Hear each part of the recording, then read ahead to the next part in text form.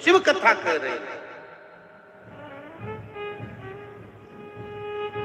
अभी एक दिन की बात है, बेटमा में कथा थी, ये विशाल भैया कथा करवाए। अब वहां पर इंदौर के एक भक्त मिलने के लिए, वैसे तो हम मिलते नहीं, पर कथा का जो विराम दिवस होता है उसके एक दिन पहले शाम को हम थोड़ा मिल लेते, जिनके यहाँ ठहरते उनसे भी, जो जजमान परिवार उनसे। हम नहीं मिलते पूरे 7 दिन में। ये विशाल भैया भी जाने, ये सिसोदिया जी भी, शरद भैया से पूछना, इन लोगों से भी हम नहीं मिलते। एक नियम बना रखा है। हाँ, पत्रकार बंधु कभी आए हैं सामूहिक रूप से, अलग अलग नहीं, वो भी कभी भी पत्रकार बंधु भी अकेले अकेले नहीं आए। और ये एकजुटता का एक आनंद है।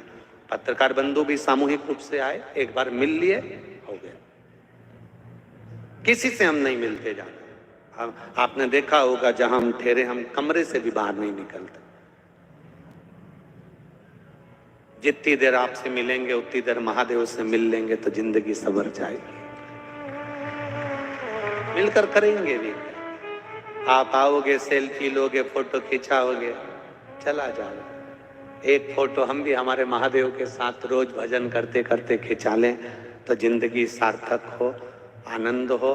तुम भी फोटो खिंचाकर दूसरे को दिखाओगे, हम भी फोटो खिंचाकर उसको दिखा देंगे कि मिले थे सुंदर आनंद में, कोटेश्वर में भजन किया था गंगा के घाट पर।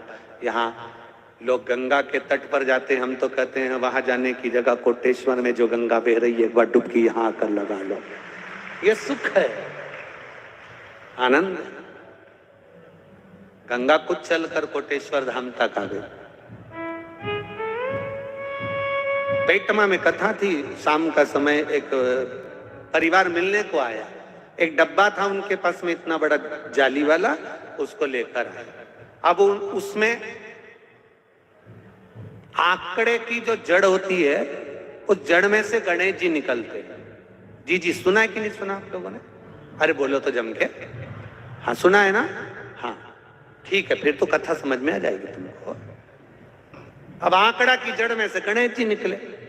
अब निकले तो उन्होंने उस पर सिंदूर मंदूर पोत के डब्बा में लेकर आए और उन्होंने आकर कहा, कहने लगे गुरुजी देखो, हमें आंकड़े की जड़ में से हमने गणेश जी, हमारे यहाँ आंकड़े का पेड़ था और आंकड़े का पेड़ था और उसमें को मिले। पर गुरुजी,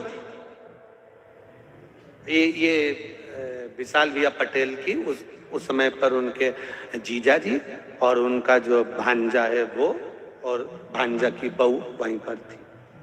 आप उनसे पूछना कभी योग लगे तो कहा कि ये गणेश जी हमने, पर लोग कहते हैं कि आंकड़ा का गणेश जी रहे, खूब आनंदित होते हैं, खूब फल देते हैं गुरुजी, पर हमको भी हमने पूजन करी, इतना फल हमको मिलना चाहिए। तो हमने कहा क्यों नहीं मिलेगा, अगर आपका विश्वास दृढ़ है, भरोसा पक्का है और आप गणेश जी को गणेश जी मानकर पूज रहे हो तो उसका फल कभी खाली नहीं जा सकता, वो मिलेगा जरूर। आप आए नहीं, सुबह हो गई, मेरी पूजा की थाली धरी की धरी रह गई। कारण क्या है? आप क्यों नहीं आए, उसका कारण क्या है? क्यों नहीं पहुंचे, उसका कारण क्या है? हम कौन सी गलती कर जाते हैं, महादेव हमारे नहीं हो पाते, उसका कारण क्या है? शिव महापुराण अगर अच्छे से जिसने पढ़ी है, जिसने स्मरण किया है शिव महापुराण का, वो जानता है कि आंकड़े का गणेश भी किस जगह का बनाया जाए, उसमें जो तुम्हारा भजन, तुम्हारा कीर्तन, तुम्हारा स्मरण का फल कितना। तो यहां शिव पुराण उसका भी वर्णन करती है। शमी, जिसके पिताजी का नाम था औरव ऋषि, औरा ऋषि की बेटी है शमी।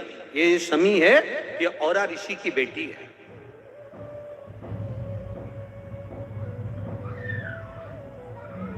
बहुत सुंदर पुत्र, बहुत सुंदर। ये शमी, कांटे तो इसमें बाद में आए पर सुंदर बहुत है। और ऋषि की जो बेटी है बड़ी सुंदर है, पिता की प्रिय है।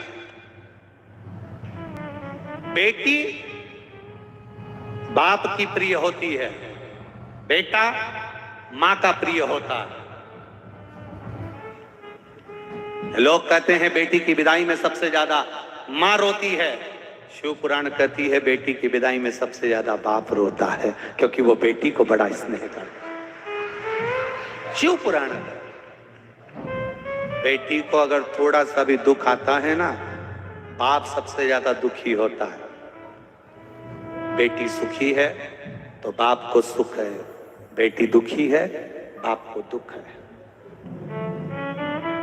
पिता पुत्री को बहुत प्रेम करता है, स्नेह। इसीलिए बेटी पिता के प्रियता रखती है।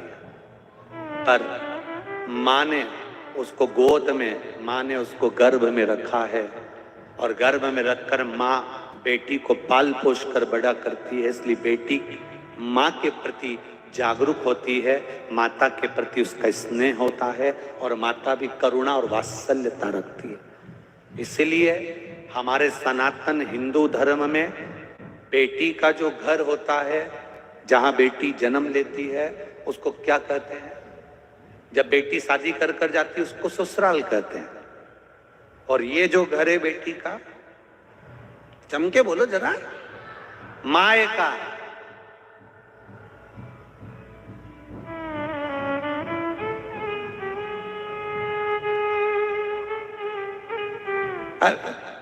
इसमें बाप का नाम नहीं है, आज तक किसी ने नहीं किया। जिस जो बोली तो बोली मायका जयरी, आज तक किसी ने कहा मैं बाप का जयरी, पिता के यहां जा रही। जब भी बात निकले, जो लड़ाई होने झगड़ा होने में, तो चली मायका। मायका मतलब मां का घर। मां है तो मायका है। जिस दिन मां चली जाती है उस दिन फिर मायका भी समाप्त हो जाता है। मायका है। औरा ऋषि की पुत्री शमी बड़ी सुंदर थी। औरा ऋषि ने विचार करा था, मेरी इतनी सुंदर बेटी है, लड़का भी ऐसा मिलना चाहिए, वर ऐसा मिलना चाहिए जो मेरी बेटी का सम्मान करे। ऐसा लड़का मत ढूंढना कि पेट्रोल पंप ज्यादा हो, ऐसा लड़का मत ढूंढना कि गाड़ी बंगले ज्यादा हो, ऐसा लड़का मत ढूंढना कि जमीन जायदाद ज्यादा हो, ऐसा लड़का मत ढूंढना कि बहुत प्रॉपर्टी हो और धन ज्यादा हो, तो मालूम पड़े दिन भर नशे में धुत पड़ा हो, मित्र दोस्त ज्यादा हो, इधर उधर लगा रहे, ना जाने किस किस में डूबा रहे, तुम्हारी बेटी से श्रेष्ठता से बात तक ना कर पाए। ऐसा वर नहीं चाहिए। पिता को लड़की के लिए वर ढूंढना चाहिए जो तुम्हारी बेटी का आदर कर ले, तुम्हारी बेटी से जो दो मीठे शब्द बोल ले, आदर के शब्द बोल ले। जब घर में आए जूता उतारे और मालूम पड़े जूता से दे धरे, गालियां बके अपशब्द कहे, ताना दे, तो ऐसा पेट्रोल पंप और ऐसी गाड़ी बंगला किसी काम का नहीं है। बेटी का आदर करे वो छोरा होना चाहिए, बेटी का सम्मान करे वो वर होना चाहिए, बेटी को मान सम्मान के शब्द बोले वो वर होना चाहिए। जरा जरा सी बात में चिल्ला के दौड़े और अपने दोस्तों के साथ जाकर बैठ जाए, रात को 12-12, 1-1 बजे तक आए, मालूम पड़े बेटी इंतजार करती रहे, आएंगे रोटी खाएंगे, साथ बैठेंगे, बात करेंगे, कुछ बोलूंगी मैं उनको, उनसे कुछ पूछूंगी मैं, और मालूम पड़ा ऐसे तैयार होके आए,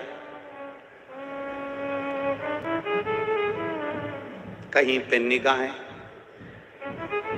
और कहीं पे अरे बोलो तो जीजियों निशाना।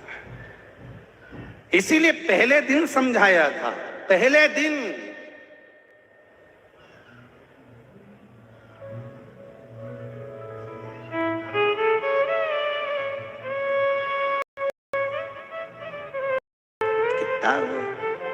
रामदेव जी महाराज, जब रुणीचा के रामदेवरा वाला मेरा रामदेव जी शादी करने गए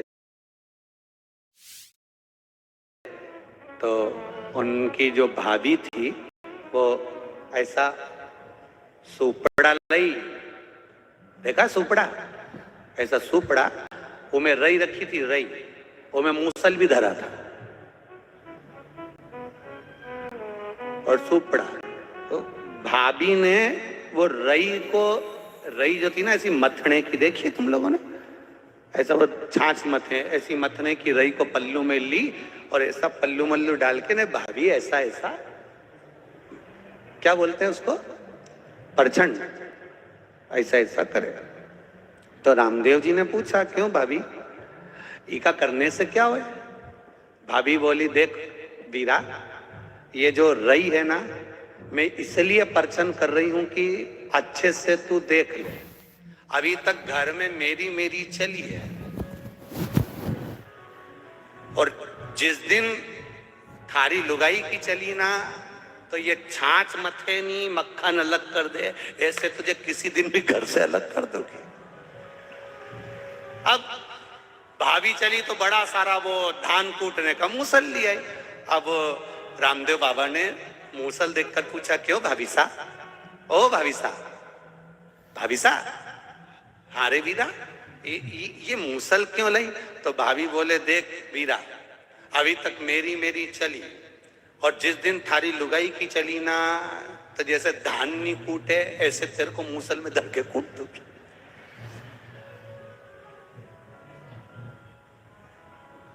रामदेव बना के नैनों में सुरमा लगाया जब भाभी सा ने, और रामदेव बना जब घोड़े पर चढ़कर चले।